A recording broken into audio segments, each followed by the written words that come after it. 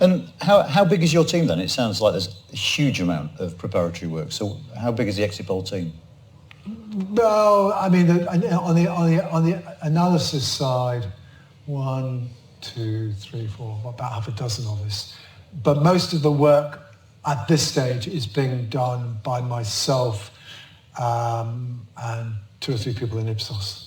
Okay, this is actually the question I really want the answer to, which is at what time do you have your number, and how many people know before 10 o'clock?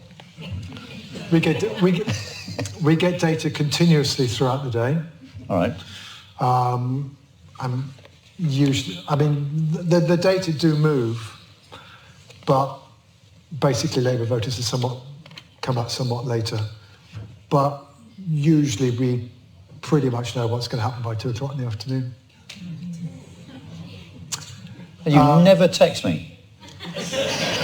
Because I hate to disappoint you, and then I could end up in jail for doing so, right? It's against the law to publish any information based on how people have actually voted before 10 o'clock on polling day.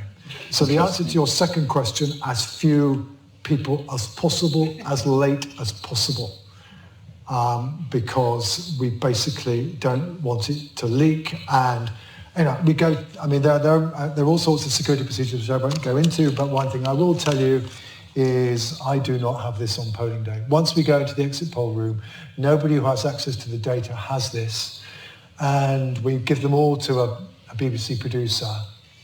And the only call that anybody's allowed to accept is to their partner saying, "I'm terribly sorry, but I've just thrown our baby into the river."